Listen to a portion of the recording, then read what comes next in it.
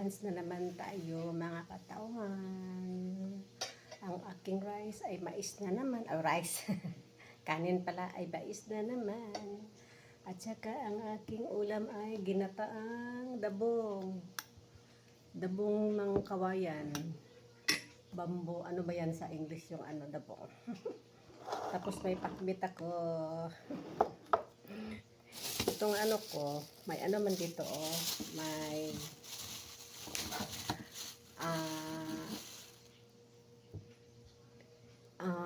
leeg ng manok chicken, pero hindi ito sa akin. Kung hindi ito sa aking alaga na aso, si Gert. Kasi ang ulam niya kaninang umaga ay lumpia. Hindi niya kinain.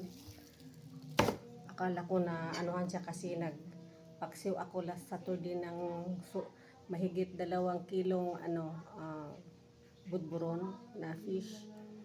Marami yun. Tapos syempre Saturday evening so Sunday, Monday, akala ko na na siya. Hindi pala, naubos pa rin ang pagkain niya.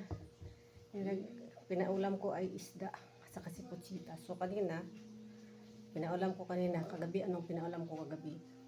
Isda na sinabaw. So okay lang. So kanina wala na ring paksiw na isda. So pinaulam ko kasi wala akong nabili na ulam nila kasi walang nagtitinda ng mga gulay lahat. So lang lumpia. Nilagyan ko ng sauce at saka cooking oil.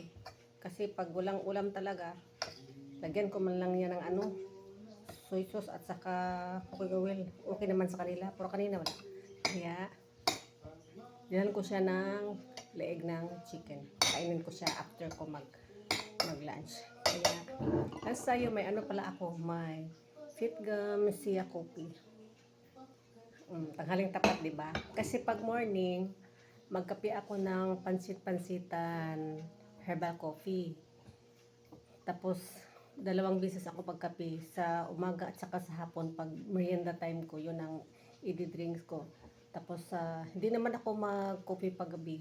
So sa na lang, sa tanghali ko na lang lunch time lang ako mag-coffee. Pero minsan hindi ako mag-coffee pag lunch time. Ngayon nagko-coffee ako ng Sia Seeds Coffee. Fitgum Sia Seeds Coffee. Lunch po tayo. Masarap ang aking ulam. Tapos may pala ako, may pipino. Hindi talaga mawala yung pipino. Inanon ako ng aking panganay kasi baka masama daw lagi akong nagkakain ng pipino ko. Hindi naman mababa yung yung hemoglobin ko noon lang man. Tapos once a day lang man din ako magkain ng pipino. Pero minsan na ay day na hindi ako kumakain ng pipino kasi wala. Concern na worried lang ang panganay ko. Ayan. Thank you, my panganay.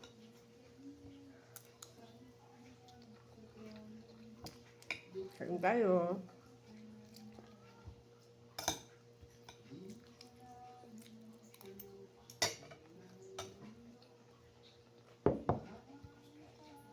Ginataan na dabong. Tapos may siya. Ito pala ito na serving spoon. May siya, may tinangkong. Ayan. Tinangkong, hindi siya kangkong. Tinangkong at saka may kalabasa. At saka may pakbit naman ako. Pero walang yung pakbit. Walang hipon. Kasi mataas yun sa uric. Taas kaya yung uric ko. Ito lang. Talong, sitaw, kalabasa. Saka isda yung piniritong isda yung niya. Gusto ko magkamay ba? Magkamay siguro ako. Nagwash naman ako ng aking kamay, pero magwash ako ulit. Yan. Masarap kasi magkamay.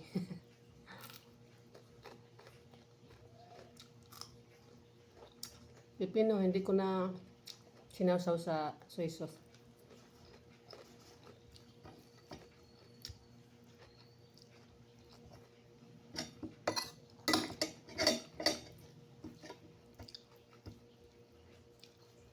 Nangkong.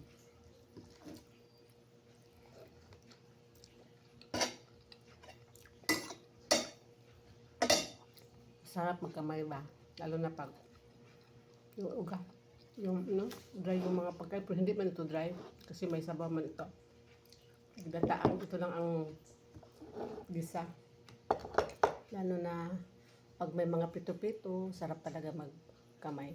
Pero ngayon, gusto ko talaga magkamay. Tapos na akong kumain ng lunch. May ano pa ako, may coffee.